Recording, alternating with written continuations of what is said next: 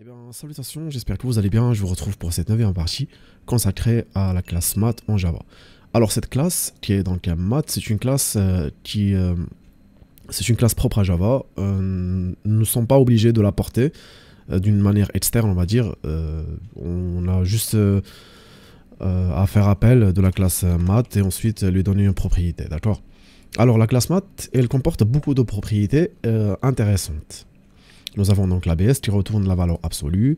Nous avons donc le max et le min qui nous retourne donc la grande valeur ou la petite valeur entre deux variables, qui va s'avérer très important un peu plus tard quand on voudra récupérer par exemple des ID à partir d'une base de données, etc.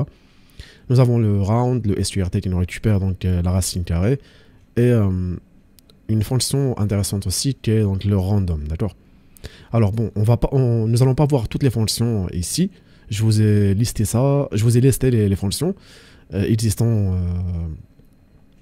et vous pouvez les avoir dans l'espace commentaire afin de, voilà, vous pouvez les récupérer ou faire des recherches là-dessus. Mais pour l'instant, nous allons voir tout simplement 2 ou 3 fonctions afin de vous introduire à la classe math. Dans un premier temps, je vais déclarer le integer, une variable integer nommée nb égale à 10, d'accord, égale à 10. Ensuite, une deuxième variable, excusez-moi, nb2. Donc j'ai dit nb2, nb, et ensuite nb2 égale à 7. Et ensuite, ce que je vais faire, c'est que je vais faire appel à la classe système.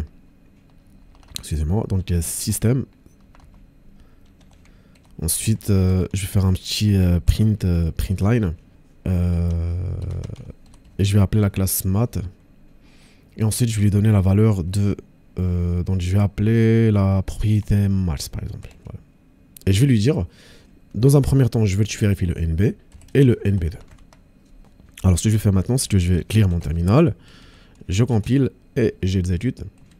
Et vous allez voir que ça va me retourner le nombre 10, puisque le nb, le nombre 10 est beaucoup plus grand que le nb2. Si je retire le max à ce niveau-là et que je mets le min par exemple, et bien vous allez voir, ça va me retourner le nombre 7. Tac. Bon, bah ici, je mets tout simplement 10, mais je peux très bien mettre par exemple un nombre beaucoup plus grand. Donc, pour l'exemple, je peux mettre par exemple un nombre, et ici, je mets un nombre voilà, comme ceci. Alors, excusez-moi, là, je respecte pas les normes. Tac. Ensuite, voilà. C'est juste pour que vous ayez une idée. Je compile et j'exécute, et vous voyez très bien que ça me retourne le nombre le plus petit, d'accord? Voilà. Donc maintenant, je vais récupérer, donc je vais revenir tac, à 10. Voilà, comme ça c'est plus simple pour la compréhension. Ensuite, nous avons ici donc la propriété SQRT. Et je vais lui demander de me récupérer la racine carrée. Donc la racine carrée du nombre donc de la variable nb2 qui comporte donc 7. Alors je fais ça, je compile d'abord dans un premier temps, ensuite j'exécute et vous allez voir ça me retourne 2,64. Alors nous avons une troisième propriété qui ou une quatrième que je trouve intéressante, le random. Donc je mets un petit random. D'abord je vais déclarer ici une variable de type integer que je vais nommer vol. Excusez-moi, que je vais nommer vol, et je vais lui dire, par exemple, je vais lui affecter une valeur de 10 000. Alors ici, j'appelle donc ma propriété random, et je lui dis, tu vas multiplier ça par val, voilà, comme ceci. En fait, en gros, je lui demande de me récupérer un nombre, de me générer un nombre entre 0 et des 1000. Et ce nombre, il faut qu'il soit unique, d'accord? Je fais enregistrer, j'agrandis mon terminal histoire pour que vous puissiez voir. Donc je clear, j'exécute, je compile plutôt et j'exécute. Donc si j'exécute à chaque fois, vous allez voir, il va me générer un nombre différent. Le petit hic à ce niveau-là, c'est que nous avons un float ou un double, donc un chiffre à virgule. Mais ne vous inquiétez pas, un peu plus tard, nous allons les supprimer. Nous allons tout simplement récupérer le nombre avant la virgule. Donc ici, nous avons 84, 63, 96, 48, 79, 16, etc. etc. Ça, c'est une façon que nous allons utiliser un peu plus tard pour pouvoir, par exemple, permettre à l'utilisateur de récupérer son mot de passe.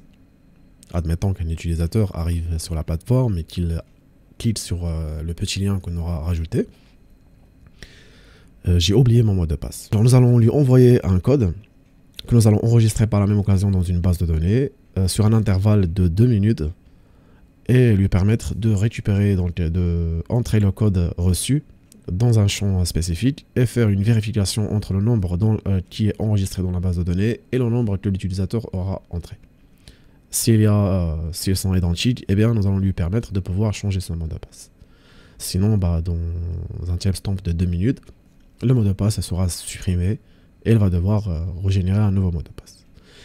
Bref, donc je vous ai tout simplement cité un cas sur lequel on pourra éventuellement travailler avec cette méthode. Sinon, vous avez toutes les fonctions ici que vous pouvez donc manipuler, je vais y arriver, chez vous, voilà, tout simplement. Donc j'espère que vous avez compris le principe de la classe mathématique en Java.